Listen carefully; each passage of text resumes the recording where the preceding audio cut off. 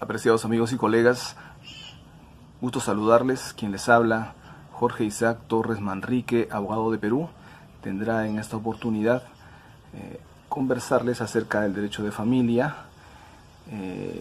y específicamente lo que corresponde a los de la niñez y adolescencia. Ello en el marco del evento denominado Curso y Conferencia sobre Derechos de la Niñez y Adolescencia, organizado por la prestigiosa Red Paraguaya de Estudio e Investigación de Derechos Humanos y Humanitario. Agradecer también al señor presidente, el profesor Dr. Cristian Bernal, a su director académico, el profesor Camilo Cantero, y a su coordinador general, el profesor Dr. Juan Marcelino González Garcete. En especial a este último, en tanto que tuvo bien invitarnos para poder participar en esta oportunidad. En ese sentido, la ponencia a nuestro cargo se denomina Reflexiones constitucionales acerca de la transformación del derecho de familia. En ese sentido tenemos que decir en principio que somos testigos, ¿no?, del arribo de las tendencias jurídicas que se van dando paulatinamente en el devenir de los tiempos y evolución del derecho. Estamos hablando, ¿no?, del control de la convencionalidad, también conocido como examen de convencionalidad, el neoconstitucionalismo, el derecho global, el Estado constitucional de derecho, entre otros, que generan pues modificaciones, cambios en los sistemas jurídicos. También amerita ser conscientes que existe una realidad, ¿no?, y que la misma reclama su importante cuota en los cambios de los pueblos. En consecuencia, estos cambios afectan y fuerzan hacia obligadas actualizaciones de los ordenamientos jurídicos correspondientes. Por otro lado, también en consideración, es muy importante tomar en cuenta que el derecho no es estático, es vivo, está en movimiento permanente. Entonces, como va cambiando, tiende pues a la transformación. En esta oportunidad estamos hablando no de todo el derecho, simplemente estamos hablando del derecho de familia y en especial la influencia que tiene, ¿no?, en los niños y adolescentes y sus correspondientes derechos. Entonces, como decíamos, la realidad se constituye como una sombra a la legislación o a las codificaciones de cada estado. Ello comporta a que paulatinamente las mismas tengan que adecuarse a los requerimientos de la realidad, ¿no?, que se va dando. Y por ello es que estos cambios, como ya decíamos, en vista que generan una modificación, ¿no?, un ayornamiento, una sintonización con los tiempos correspondientes, el derecho de familia, y en especial de los niños y adolescentes, no podía ser la excepción, de ninguna manera. Entonces, debemos considerar también que vamos a desarrollar en la presente fecha los factores, pilares debidos a los cuales consideramos que el derecho de familia y el derecho de los niños y adolescentes experimenta una transformación, un cambio, digamos, importante, ¿no?, trascendente, que marca pues una línea divisoria, un antes y un después respecto de las concepciones, de la tratativa y de los requerimientos legislativos, pero también en un marco interinstitucional, ¿no?, interdisciplinar también. En consecuencia, vamos a ver cómo es que la totalidad de actores se ven involucrados y afectados a propósito de estos cambios y que requieren eventualmente una modificación de la normativa respectiva.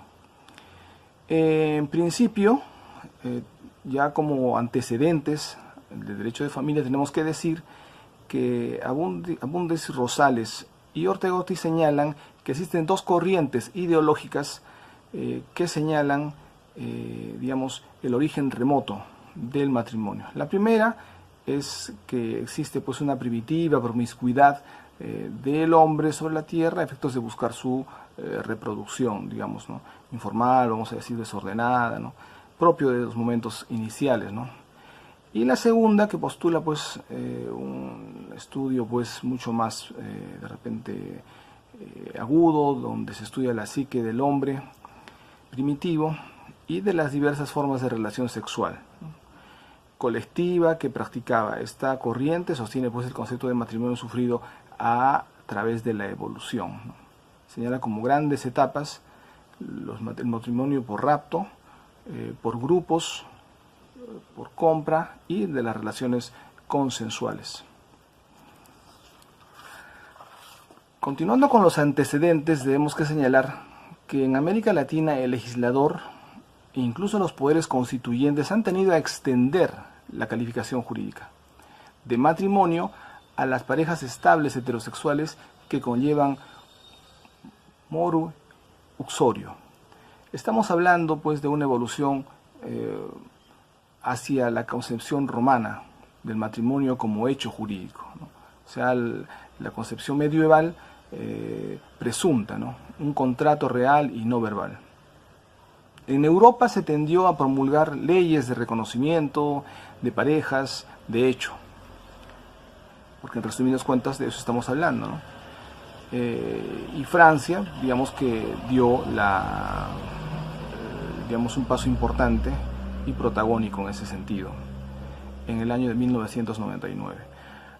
Después, continuando, los mismos autores, en este caso, Ledesma y Uribe, acota que el gran tema del derecho matrimonial o del matrimonio es el ejercicio del consentimiento de los consortes durante su existencia. Por otro lado, tenemos que considerar también dos puntos importantes. En el derecho romano, lo que fue concebido a la luz del consentimiento como causa eficiente y original dista mucho del derecho canónico, ¿no? Que por su parte, sin dejar de descuidar el tema del consentimiento, lo entiende, asume y difunde como un sacramento. Entonces, ese tipo de distancias ya se van dilucidando en los inicios de de la formación, ¿no? De lo que es el matrimonio, tanto a nivel, digamos, que legislativo, como a través de la influencia religiosa, ¿no? En este caso estamos hablando del matrimonio canónico.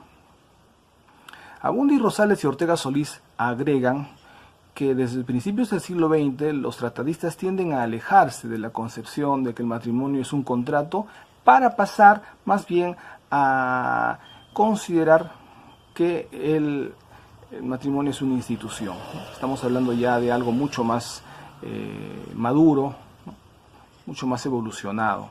Entonces, los sistemas más radicalmente opuestos son el matrimonio por acto público y solemne y el matrimonio por acto privado, ¿no? O de libre celebración. Y en el caso del matrimonio del acto público o como acto público, debemos señalar que tiene también su clasificación. Estamos hablando del matrimonio exclusivamente religioso, el matrimonio preponderantemente religioso, con forma civil subsidiaria, ¿no? Por los disidentes, y el matrimonio civil obligatorio y el matrimonio religioso o civil facultativo. Vemos cómo es que el matrimonio va teniendo no solamente un reconocimiento y un establecimiento a efectos de plasmar una consolidación, sino también una diversificación. Continuando con los antecedentes, debemos decir que una vez sacramentada la unión, el consentimiento ha quedado solidificado y esto a su vez le otorga la garantía de permanencia a cada consorte, a los hijos, ciertamente a toda la familia, ¿no? En el derecho romano bastaba que uno de los consortes dejara de desear la vida conyugal para que se diera por terminada. Digamos que estamos hablando de algo mucho más radical, ¿no? Más de repente práctico, al margen de las consecuencias, ¿no?, que habría también que evaluar en el caso concreto. En el derecho civil actual prácticamente ahora se ha facilitado tanto el divorcio que se ha ido pues generalizando la solución romana, dicho de otro modo, ¿no? Esto se ve, digamos, claro desde la aparición de la llamada divorcio unilateral. Pero también no podemos dejar de señalar que también hay otro tipo de divorcio, ¿no?, que está pues en pleno auge. Esto ya como crisis del matrimonio. No es que el matrimonio tenga mucho conflicto necesariamente como tal en el interior, sino más bien que estamos hablando de que hay una situación importante que no se puede desconocer relacionada al poco interés que genera pues el contraer matrimonio y por otro lado continuar con el mismo. Entonces, en ese sentido, en el segundo aspecto tenemos que tomar en cuenta la gran relevancia o presencia y protagonismo que está teniendo el matrimonio, la separación convencional y ulterior divorcio. Es algo ya bastante común y frecuente este tipo de, entre comillas, solución a los matrimonios que tienden a bien de repente terminar con dicha relación. En ese sentido, agregan Rosales y Ortega Solís que el matrimonio es una de las instituciones jurídicas más exhaustivamente estudiadas por los especialistas del derecho de familia, civilistas, canonistas, teólogos, filósofos. ¿Qué duda cabe? Es algo que, digamos, no, como efectos que conforma la base sociedad, la base de la sociedad, el núcleo, digamos, duro, más importante que puede existir,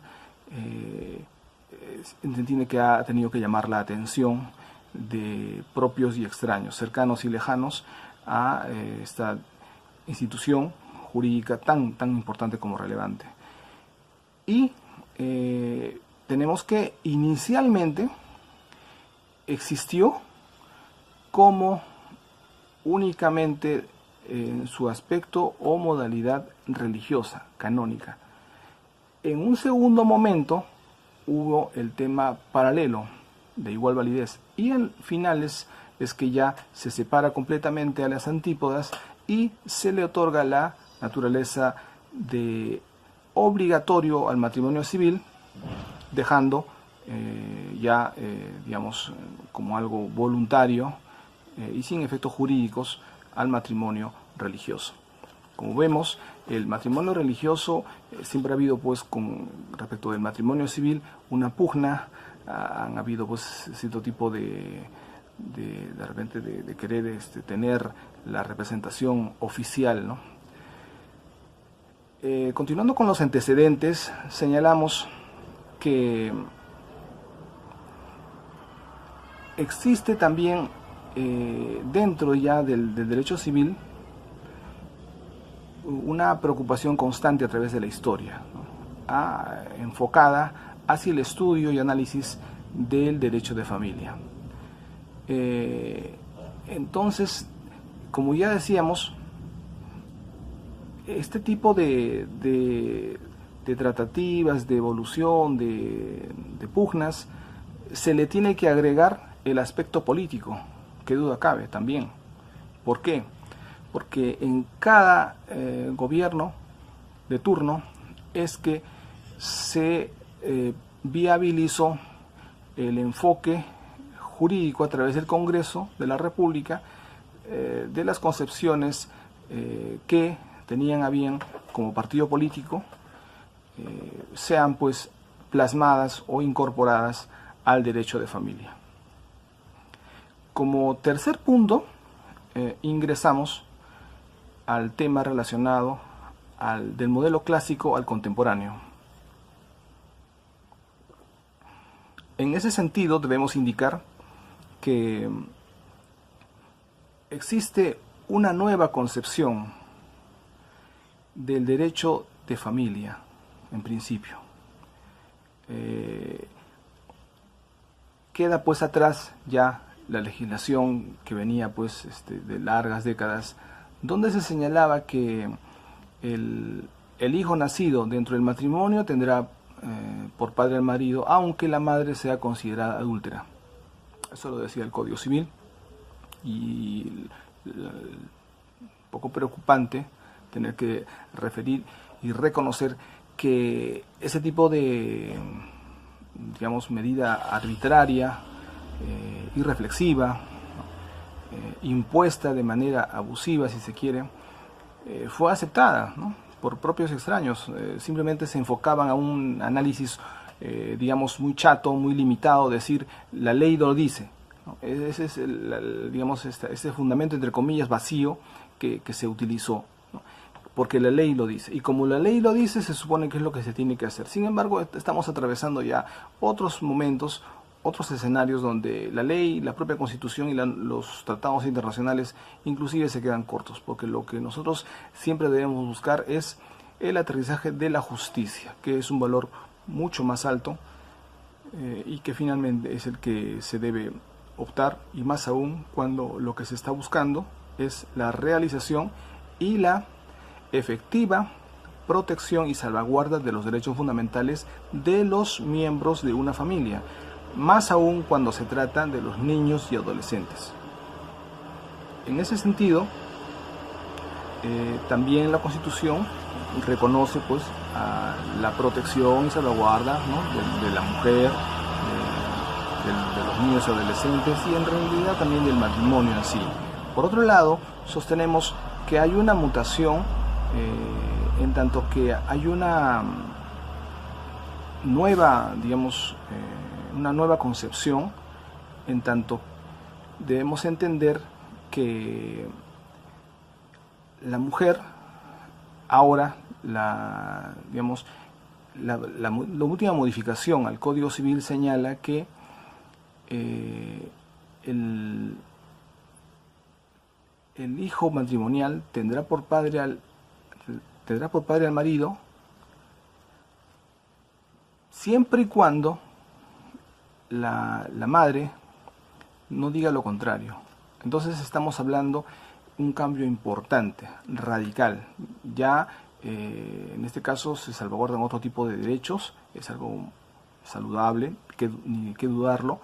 Y por otro lado, digamos, se salva, se supera el tema de la filiación, ¿no? Porque vamos a ponernos en los casos donde el hijo matrimonial efectivamente no sea hijo del esposo. ¿Por qué tendría que ser hijo legítimo del esposo? Porque la ley lo diga, salvándose o atropellando el derecho al derecho a la identidad, ¿no?, del menor. Y eso no se le puede cargar, ese tipo de irresponsabilidad, ese tipo de ligereza, ese tipo de, ¿no?, de atropello de este derecho por parte del legislador, no le pueden atribuir a efectos de que digamos, tenga que estar realizando un proceso judicial de filiación, ¿no? Por otro lado, debemos también señalar que el Tribunal Constitucional peruano se ha manifestado al respecto, diciendo que ha habido pues un cambio efectivamente también, ¿no? Ha habido un cambio de lo que se entendía por familia, ¿no? Hemos tenido pues siempre de manera tradicional la concepción que la familia está compuesta, ¿no?, padre, madre e hijos. Padre, madre e hijos, perdón. Sin embargo, hay situaciones nuevas que se tienen que considerar cuando, por ejemplo, estamos conversando referente a temas, digamos, mucho más, digamos, contemporáneos, una forma de ver mucho más abierta, y en realidad, simplemente como habíamos iniciado esta conversación, es que lo que venía ocurriendo simplemente ha merecido un reconocimiento, en este caso, de la jurisprudencia, ¿no? Como lo señala el Tribunal Constitucional. No es que la jurisprudencia o la norma esté creando situaciones jurídicas relacionadas a la familia, no, sino que las está reconociendo. En ese sentido, tenemos que el Tribunal Constitucional ha señalado que existe pues otros tipos también de familia. Estamos hablando de las familias ensambladas, las familias reconstituidas, las familias recompuestas, ¿no? De segundas nupcias o familiastras. Estamos hablando donde se reúnen ambas parejas, en este caso con hijos, digamos, que cuentan de sus anteriores familias, que se unen para formar una sola. Que la situación, que las condiciones no sean las mejores eventualmente, que los problemas de repente sean mayores para poder salvar y que haya un cierto tipo de complicaciones entendibles para poder amalgamar y sintonizar, en este caso, dos grupos humanos diferentes a la luz de la unión del derecho de familia, es distinto. Es entendible, pero como es distinto, no para nada desvirtualiza o desnaturaliza la intención o, en este caso, lo que se debe entender como familia.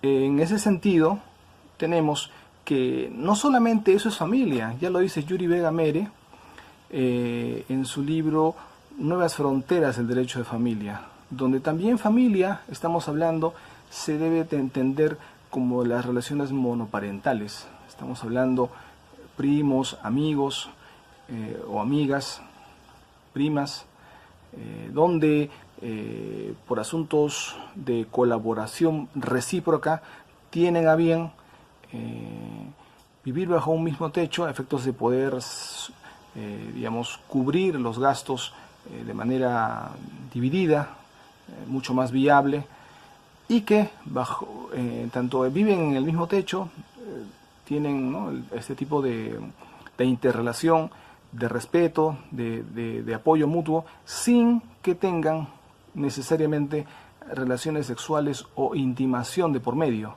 Ese tipo de situación también es analizada y considerada como familia.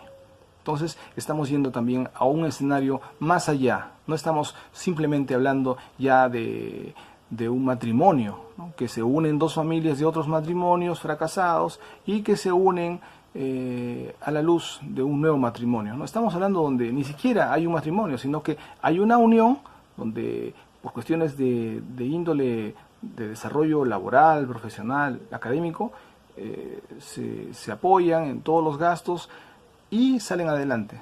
Ello también es familia, entonces. Debemos entenderlo así.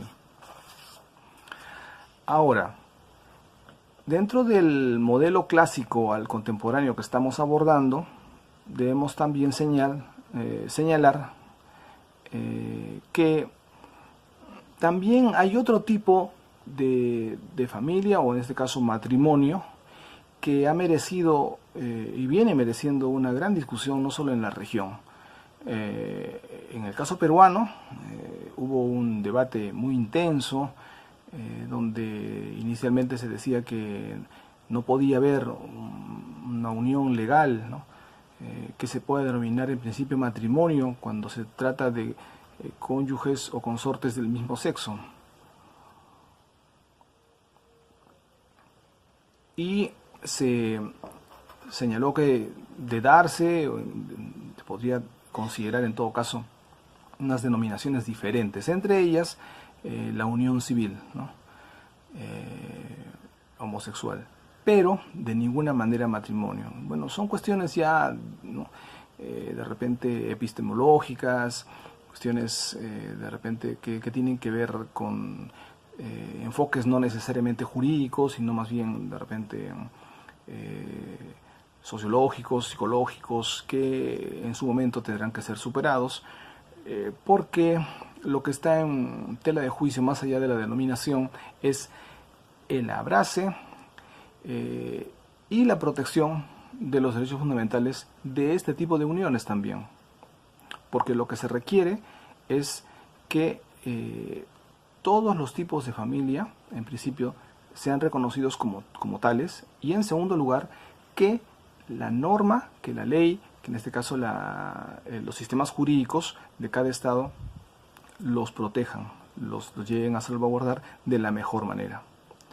Por otro lado, debemos entender que hay situaciones adicionales. Estamos hablando del seguro social, estamos hablando de AFP, ONP, que también, digamos, están en juego, están, digamos, sobre el tapete, y que ellos, ese tipo de, digamos, de uniones distintas a la clásica, ¿no?, al matrimonio clásico entre hombre y mujer,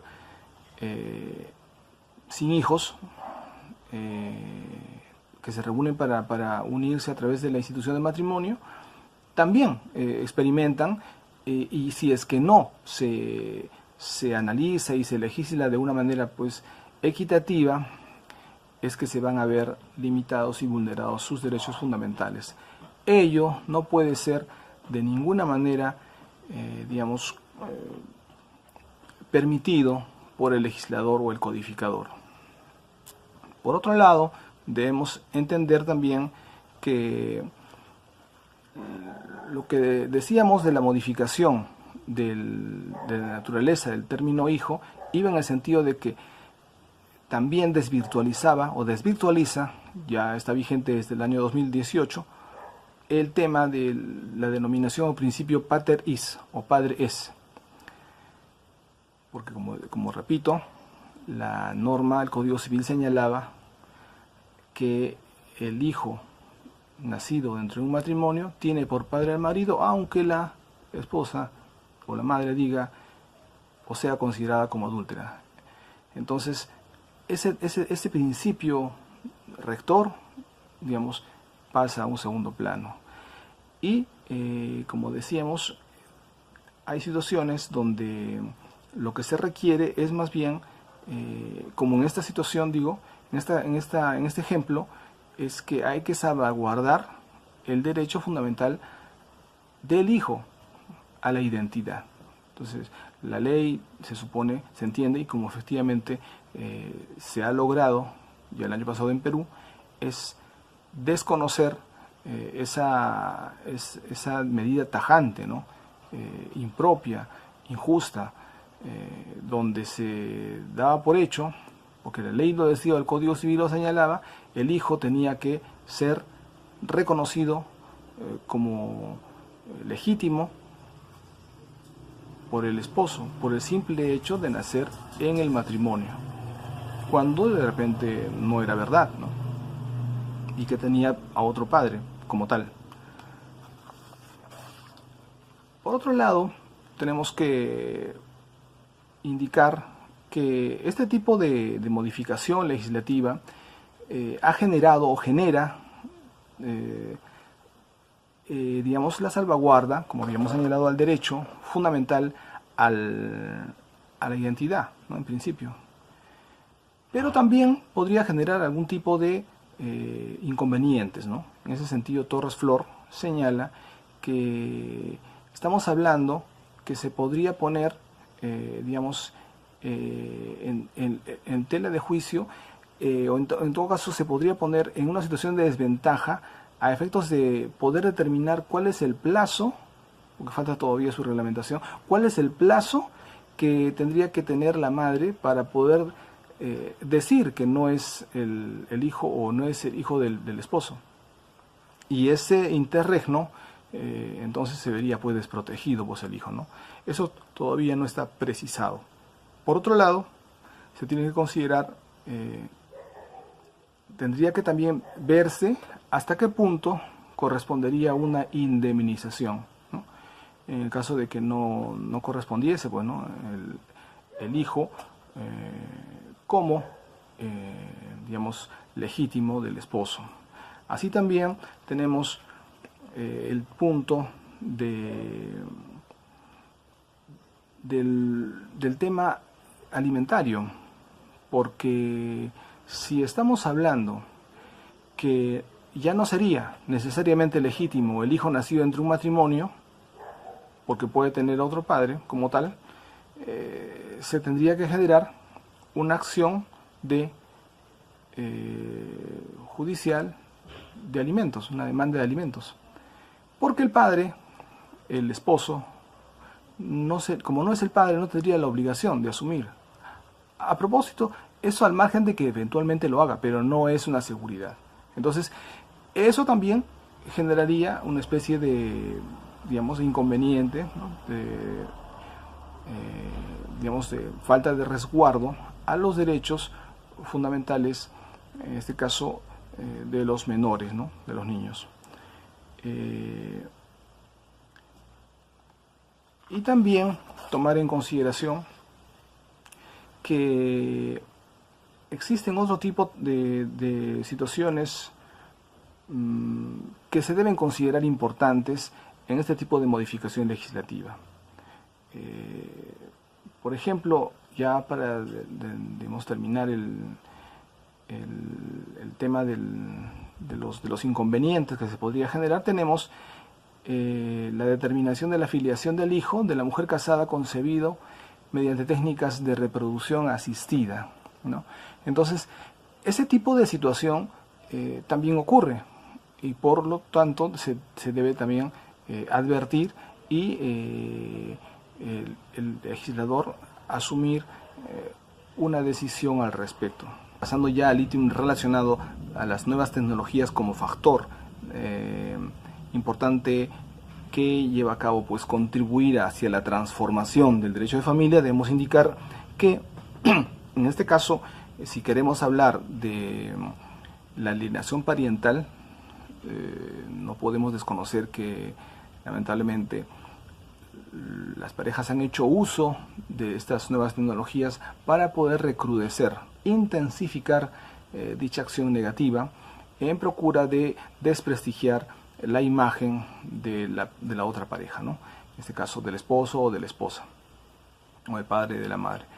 En ese sentido, vemos que hay este inconveniente, ¿no? Entonces ahí, digamos, la familia experimenta pues un aire de sospecha, ¿no? Hay un aire de persecución, de acoso constante, ¿no? Y sobre todo una desnaturalización de este tipo de situaciones o de, digamos, gadgets, como son los correspondientes medios de comunicación a la luz de las nuevas tecnologías, donde han sido creadas para acercar a las personas, tener una comunicación más fluida, más cercana y en tiempo real y sobre todo en cualquier momento de situación. Sin embargo, de la manera como están siendo utilizadas, más bien distancian a los miembros de la familia. Estamos ahí viendo que en los momentos que tienen a bien estar reunidos en el hogar, tanto los hijos como los padres se encuentran ensimismados en sus teléfonos, en sus computadoras, en sus laptops o tablets, que lo que, digamos, influye negativamente. Están presentes físicamente en sus hogares, pero sin embargo están ausentes a la vez desde el punto de vista humano, comunicacional, directo, ¿no? Con los demás miembros de su familia. Por otro lado, tenemos que indicar que hay, digamos, este tipo de situaciones que contribuyen y digamos, de una manera la menos esperada, la menos, digamos, la menos recomendable. Entonces, ¿cómo nosotros podemos entender o concebir que este tipo de situaciones no van a afectar, ¿no? Por supuesto que sí, está demostrado. Las nuevas tecnologías, por supuesto, por otro lado, que tienen una incidencia positiva, pero sin embargo, si son mal utilizadas, como efectivamente se está llevando a cabo ahora, entonces,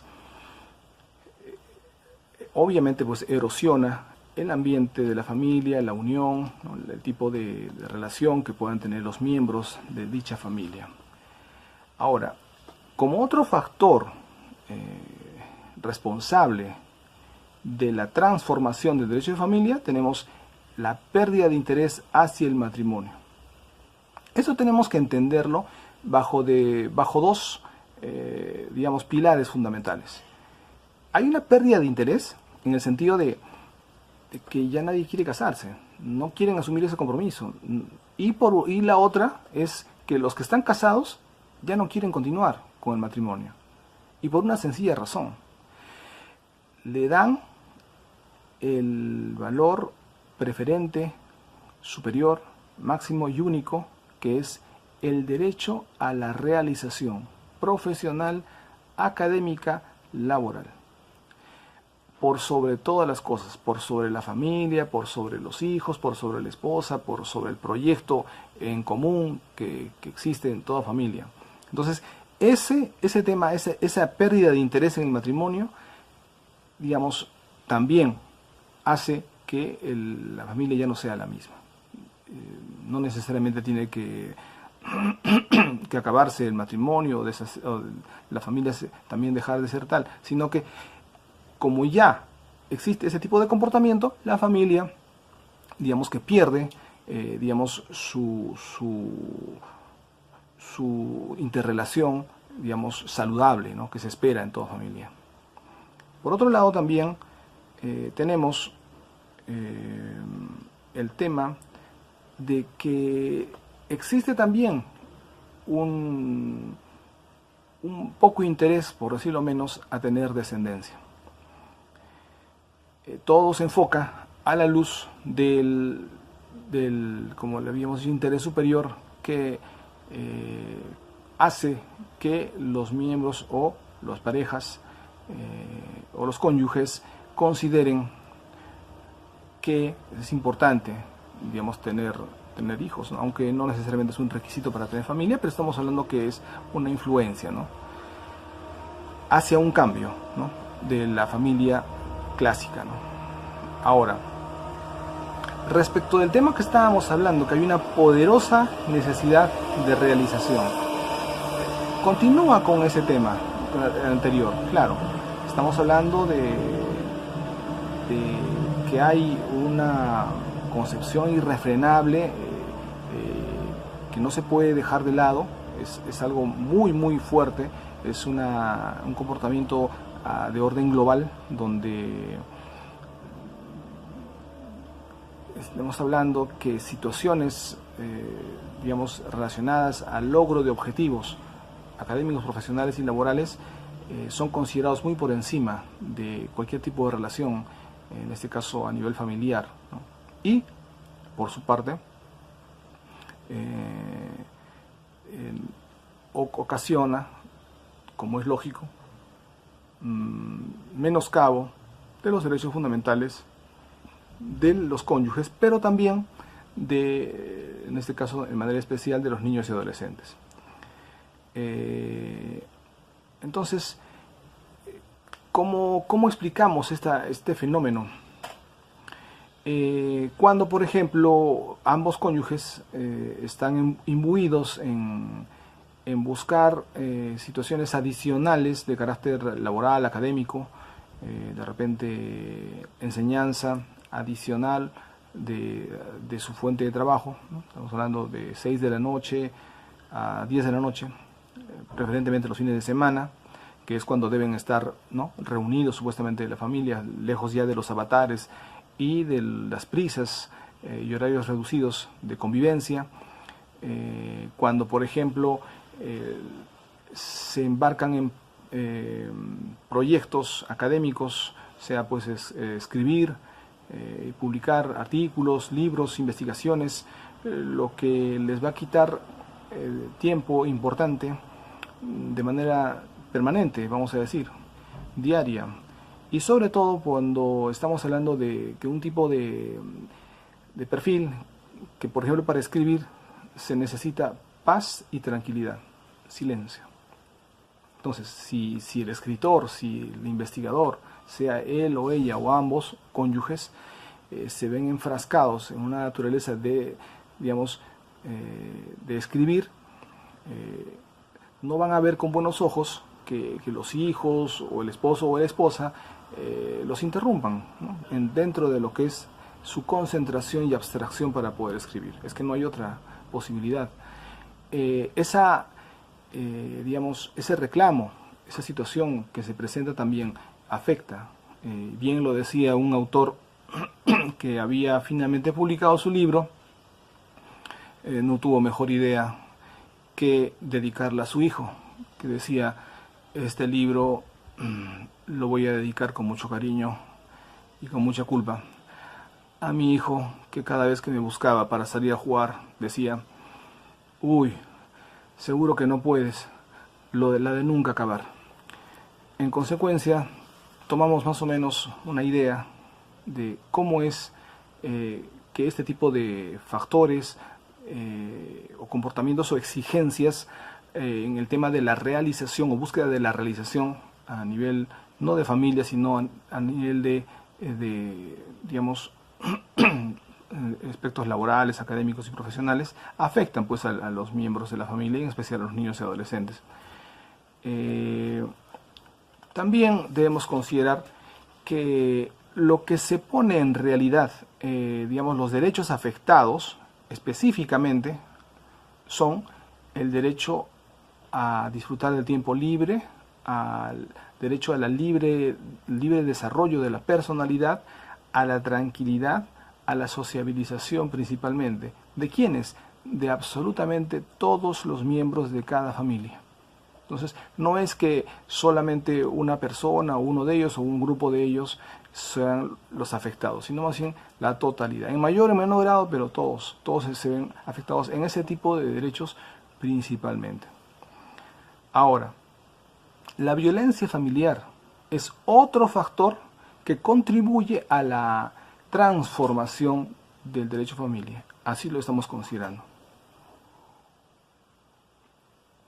Entonces, ¿qué dicen las estadísticas? Que ha habido pues un incremento de violencia,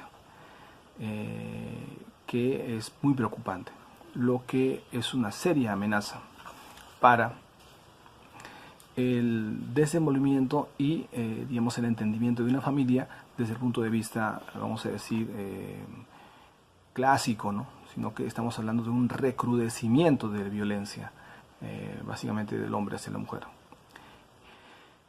Ahora, por otro lado, debemos ver que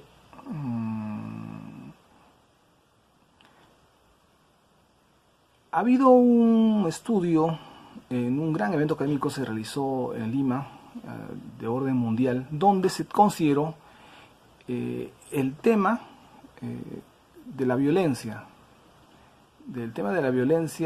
digamos, en grado sumo, que se está plasmando básicamente en el Perú. No se repite esa realidad en todos los países. Entonces, es preocupante. Donde señala que el hijo, digamos, tiene un caldo de cultivo en su formación, en su crecimiento, en el hogar, en tanto se ve, digamos, enfilado o, digamos, reforzada y propugnada ese tipo de comportamiento por los propios padres. Entonces tenemos pues, que los hijos, el padre por la culpa o la madre por la culpa de no poder tener a bien pasar más tiempo con el hijo, quiere recompensarlo. ¿Y cómo lo recompensa? Diciéndole: pídeme lo que tú quieras, ¿no? Entonces el hijo exagera, el hijo digamos se equivoca, va más allá y entiende mal. Entonces se encierra pues en el baño, por ejemplo, o en su habitación y no quiere salir. Y no va a salir hasta que el padre o la madre se conviertan en sus esclavos y accedan a todo tipo de requerimiento, capricho u obligación. Entonces el tema es que eso va, digamos, haciendo las veces de un forado muy grave como trascendente en términos negativos, en donde el niño adolescente va entendiendo de manera equivocada que es el que dispone, que es el que impone, que es el que decide, y que a su entero capricho se lo tienen que dar, lo que al final deviene pues en parricidios, ¿no? Hemos visto, ya es común como lamentable, ese tipo de situaciones donde estos hijos crecen, llegan a la edad de la adolescencia, ni siquiera a la mayoría de edad, y optan por robar el dinero, las joyas de los padres, y para ello no dudan en matarlos. Entonces estamos hablando que este tipo de formación es absolutamente no solo inadecuada, sino peligrosísima, ¿no? Donde el padre le pregunta todos los días, o la madre al hijo, qué es lo que va a querer de tomar desayuno. Si es que no le gusta el desayuno, que ellos se ofrecen a prepararle el desayuno que ellos quieren.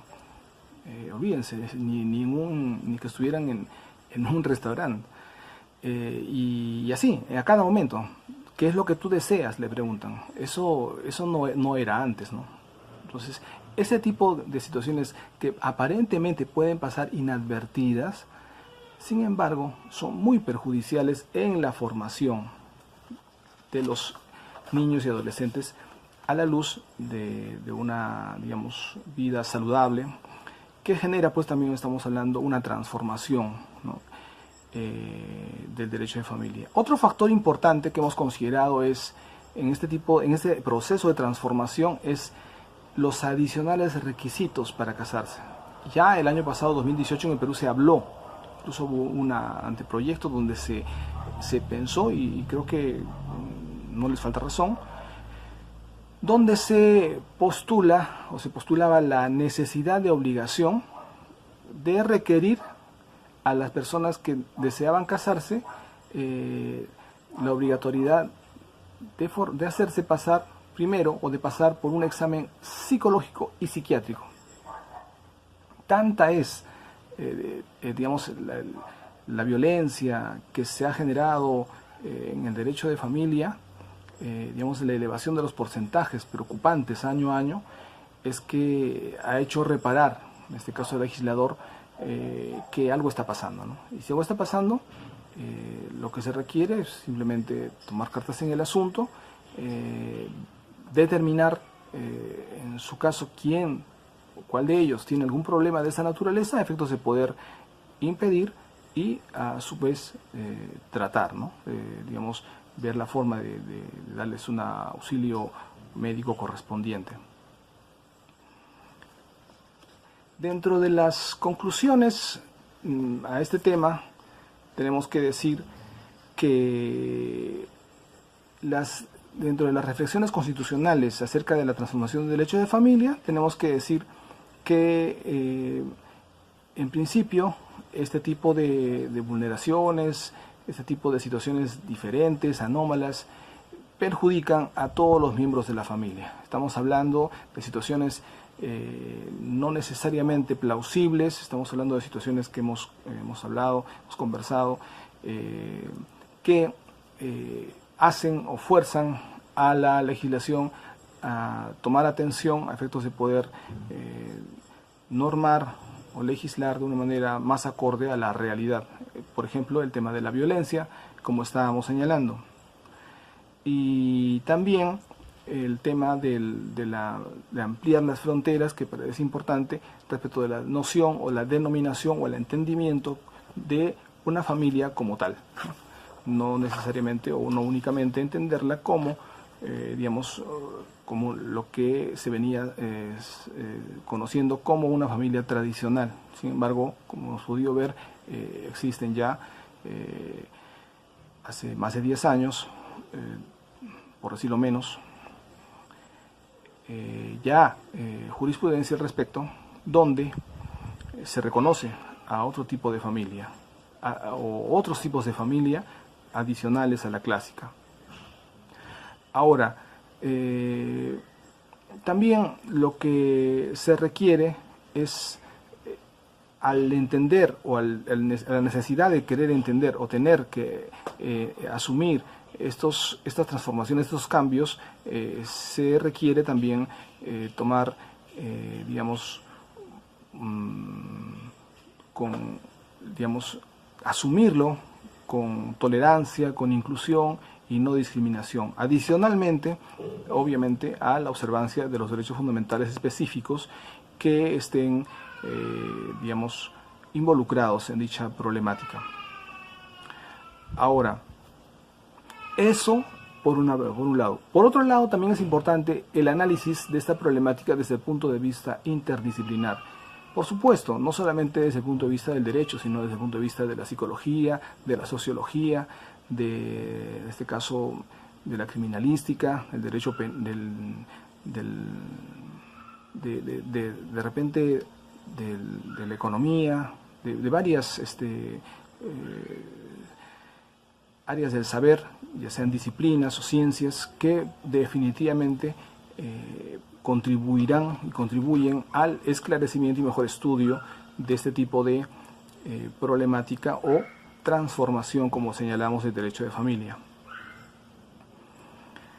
En ese sentido, tenemos que señalar también que debemos también indicar como sugerencias que la evolución del derecho de familia es una realidad que requiere pues atención, ¿no?, en este caso del legislador, pero también de los actores de la familia, porque tenemos que estos cambios no se realizan pues de manera pacífica, entonces amerita pues una atención urgente como eficaz. Y por otro lado, lo que se requiere, como señalábamos, una urgente sintonización, ¿no?, una urgente tratativa a nivel legislativo en lo correspondiente a efectos de poder aterrizar y tener una mejor protección del derecho de familia y del adolescente, el niño adolescente, a efectos de que no se vean limitados o vulnerados sus derechos fundamentales. Este tema obviamente también se requiere sea pues analizado, sea abordado de una manera objetiva, desapasionada, ¿no?, que sea un tema muy digamos serio, con mucho rigor, a efectos de efectivamente dar una solución correspondiente y esperada. Estos tipos de ajustes son muy importantes tomarlos como corresponde. Y también hay situaciones donde no se puede imponer de una manera ciega, sino también buscar consensos, escuchar a todas las partes, analizar el problema en su conjunto para poder tomar las medidas más adecuadas. También consideramos que en este caso los actores, no solamente los miembros de la familia o de las nuevas familias, sino la totalidad de actores del sistema de justicia puedan tener a bien una capacitación respecto de las nuevas formas de familia, los nuevos factores de esta transformación y los derechos fundamentales en juego al respecto, a efectos de poder concientizar y formar conciencia, como señalamos, respecto de lo que es el mejor abordaje y entendimiento y defensa, en este caso de la institución pilar, ¿no?, del desarrollo de los pueblos, de la humanidad en sí, como es la familia. Es así como hemos tenido pues a bien referir, desarrollar este tipo de temática importantísima a nivel de las reflexiones y propuestas, como es la transformación del derecho de familia a la luz del derecho constitucional. Nuevamente agradecemos a la Red Paraguaya de Estudios e Investigaciones de Derechos Humanos y Humanitarios y agradecerles a ustedes por la atención prestada. Entonces quedamos muy agradecidos y será hasta otra oportunidad. Muy agradecido.